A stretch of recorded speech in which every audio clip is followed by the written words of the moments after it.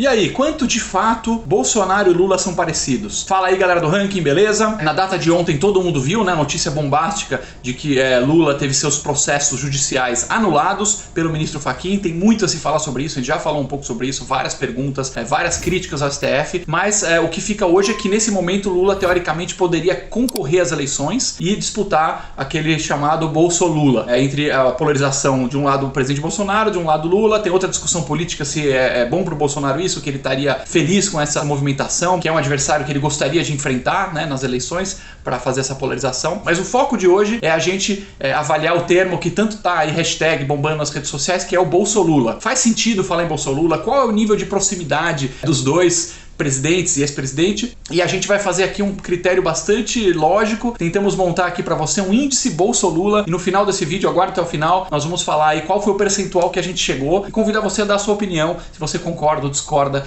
desse critério. Basicamente, nós do Ranking dos Políticos levantamos 10 critérios e nós vamos tentar medir qual a proximidade, quanto de fato os dois se parecem, aonde parece e aonde não parece, com base nos seus governos, né? Vamos deixar de fora qualquer assunto avaliado da pandemia, por um motivo óbvio. Pandemia tem agora no governo Bolsonaro e não dá para saber o que teria acontecido sob o governo Lula se tivesse uma pandemia hipotética, né? A gente não tem como saber o que não aconteceu. Vamos lá, são 10 critérios, cada critério a gente fez 10 pontos de proximidade, então no final vamos ter um índice de 0 a 100%. 100% é muito parecidos e 0% é muito diferentes. Primeiro ponto, origem estatal, nota 8 de proximidade. Ambos fizeram as suas carreiras e ganharam o seu dinheiro atrelados ao poder público, né? Nem Lula nem Bolsonaro tiveram experiências no setor privado, saber o que é gerar emprego, o que é produzir, o que é fazer riqueza, cada um à sua maneira, né? Lula no lado sindical com verba pública, Bolsonaro na época militar e depois como político, sempre ambos vivendo do Estado. Então nota 8 de proximidade. Política externa, nota 0 de proximidade. Bolsonaro com uma política externa mais independente, não está claramente aliado com ninguém, um pouco mais países democráticos, capitalistas, pessoal de direita, mas não é uma política muito atrelada. E já Lula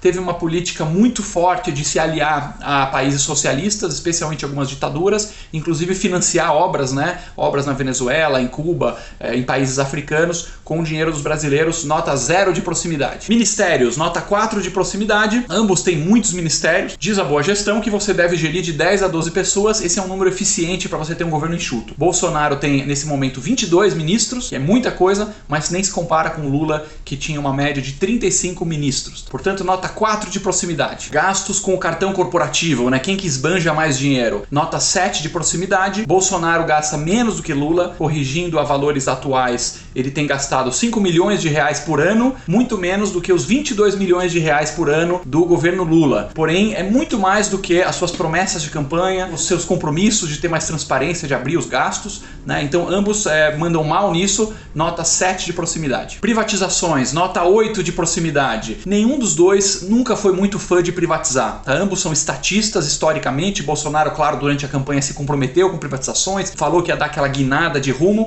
né? Mas os resultados na prática não são legais. Lula privatizou 0 empresas e, pelo contrário, ele criou no seu governo 8 anos 25 novas estatais. Bolsonaro privatizou 0 empresas também, por enquanto, e criou uma estatal. Então nota 8, ambos mandam muito mal nesse critério e são estatistas, né, como por natureza, querem mais empresa pública, querem aquele Estado um pouco mais inchado, e Bolsonaro ainda tem que se provar se ele vai cumprir as suas promessas e a sua adesão a essa agenda liberal aí com Paulo Guedes. Meio ambiente, nota 0 de proximidade. Lula com aquela pegada mais festiva, as ONGs, as palestras, os ativistas ambientalistas, né, do progressismo, todo aquele blá blá blá. Pouco resultado na prática, né? Houve bastante devastação ambiental na era Lula, bastante perda de florestas, mas no discurso muito queridinho da mídia e dos ambientalistas.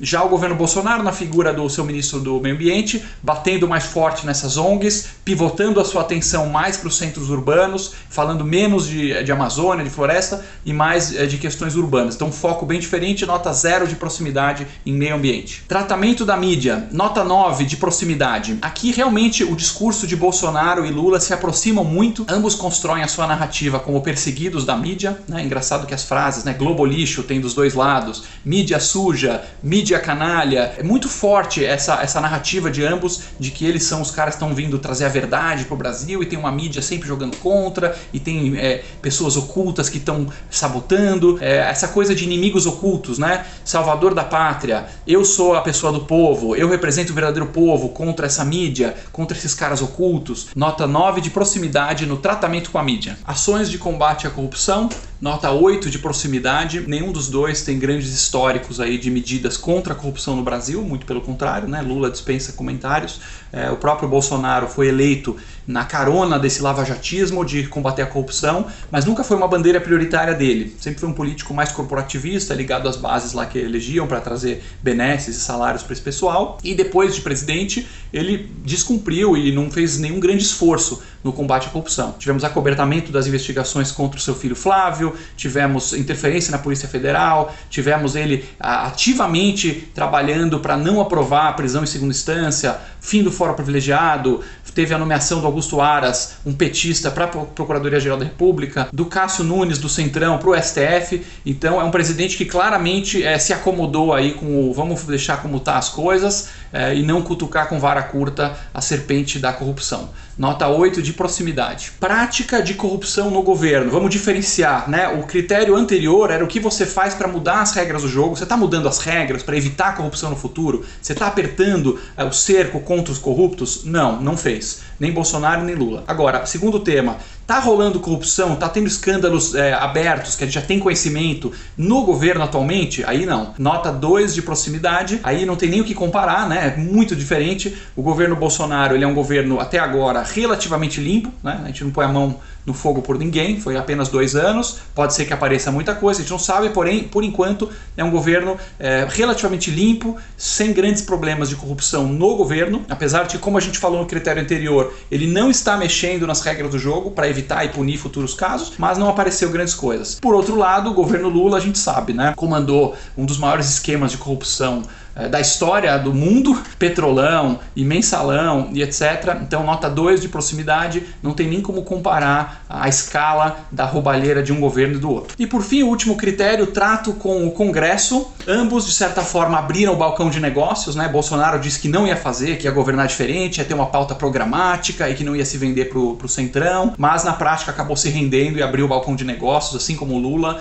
e trocando cargos e verbas e abrindo a lambança de indicações nas estatais. Agora, tem uma diferença muito grande, por isso que a gente deu nota 6, né? Nem 10 muito próximo e nem 0 muito diferente. Ambos abriram o balcão de negócios. Agora a gente não pode esquecer que no governo Lula isso foi feito via mensalão, ou seja, malas de grana sendo entregues para os parlamentares para eles votarem com o governo. Então nota 6 de proximidade. Somando tudo, chegamos ao índice final Bolso-Lula de 52%. É o índice que a gente chegou de quanto que os dois políticos se aproximam. Eles têm muita coisa parecida e tem muita coisa diferente, e esperamos que com esse vídeo você tenha tido um pouco mais de argumentos concretos, né, sobre o governo de cada um e como cada um funcionava, para poder opinar nesse tema. Deixa aqui o seu like, se inscreva nos canais do Ranking, deixe seus comentários, quais critérios aqui você concorda, quais você discorda, que é sempre bom o debate para a gente aprender. Se você gostou desse vídeo, siga o Ranking dos Políticos nas redes sociais.